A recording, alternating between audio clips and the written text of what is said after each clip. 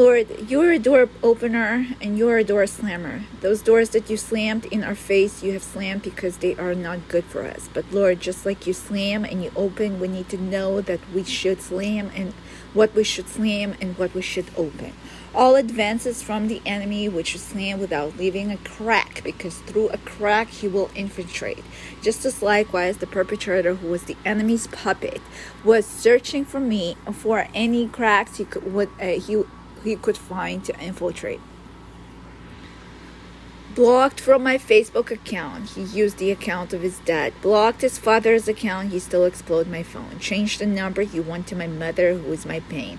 Asked for the number, confessed his loving for me so that he could get my mother's license to continue exploiting. Thank God my mother honored my wishes and did not forward the number. Found my account on LinkedIn, sent me clingy messages. I blocked him there too.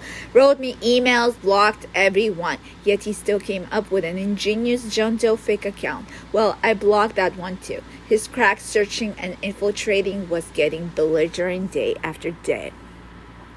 If only I shut all of the cracks when he came first to the scene. I knew he's a nightmare and he knew so about himself, but constantly soothing the conscience makes him numb to wickedness and wrongdoing. Lord, why was I to suffer the blows? A question you will not honor to answer. Lord, when is my Pharaoh going to stop pursuing me? I cried to the Lord. Isn't the changing of my number, leaving the family plan, is equivalent to my crossing the Red Sea? When will the persecution of me is going to end? I'm closing, bolting all of the possible cracks. My Pharaoh sister said before all of this crack infiltrating began.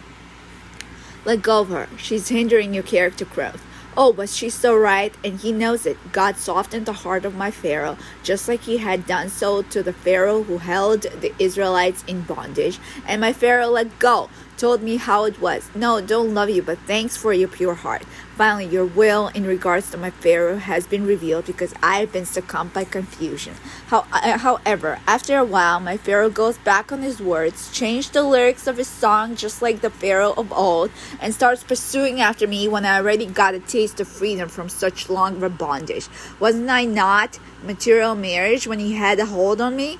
So now that I tasted my freedom, restored to humanity, I just became that material all just at once. My Pharaoh is so far from having any kind of material that is worth boasting about. However, whether or not I have that material approved by his family, it is of no consequence to him anymore. He needs to lock me back into bondage by the lockdown of marriage, which is why he imposed it on me, not taking no for an answer. O Pharaoh, no thanks. I have the power to object to your face.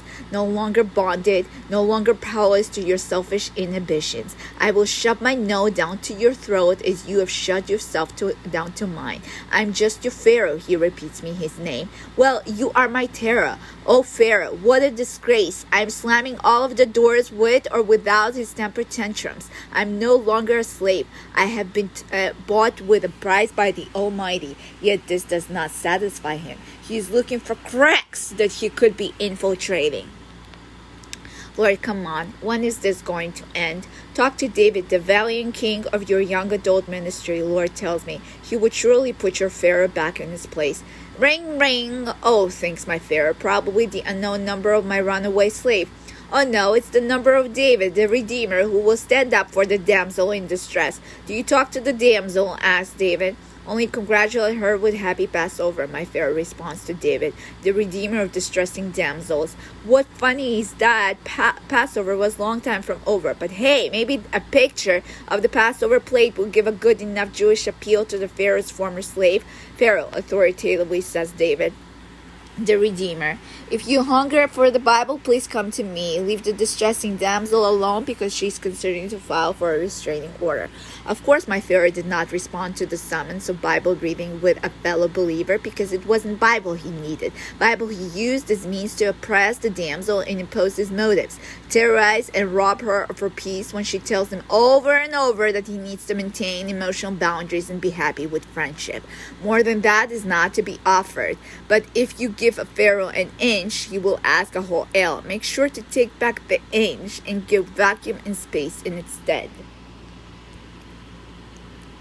Regardless of that, my Pharaoh did not take on the offer, but when the sound of his restraining order came to the scene, my Pharaoh has finally noticed that his pursuing of me got really far from appropriate. "Tell her goodbye forever," Pharaoh pronounced. "Oh Lord, finally this hour has come. Yet I will remain to pray for my Pharaoh over the Red Sea to never be seen. Just like I shut all the doors, bolted all the locks, Lord, teach my Pharaoh to do the same to the Pharaoh of Pharaohs. Run from temptation, denounce and reject all the roads of the past that lead him astray from your righteousness. Help my Pharaoh cling unto one so Redeemer as I have clung unto David, the king of the young adult ministry. Only in this way would Pharaoh of Pharaohs flee and stop infiltrating all of the cracks he so hopes to cause all of our wrecking. Let us believers and my own Pharaoh remember that not only should we slam and bolt all of the doors, but we also should cement all of the cracks. Please, Lord, let my Pharaoh retire in his servitude to the Pharaoh of Pharaohs. Help him stop feeding on every dirty and unwholesome thought that the Pharaoh of Pharaohs implants in his mind. Let him submit to the servitude of you, Lord, King of all kings, thoughts of all wholesome things. Lord, remove all of the scales from his eyes. How much longer can he be blinded? How much longer can he continue complaining about the unhappiness of his life when he does nothing to change? He thinks that external change will fix it. No, the change has to start from within. Temporary fixes will not change anything. Help him understand this before he's asking anything from you to fulfill. While you respond to this particular prayer, help us believers hire spiritual construction workers to cement all of the cracks through which the Pharaoh of Pharaohs might infiltrate our spiritual house. Lord, help us find those cracks and cement them, because through infiltration of them, Pharaoh of Pharaohs wants to demolish all that you have done in our lives with upending consequences, which are really hard to be undone. Love, Alina.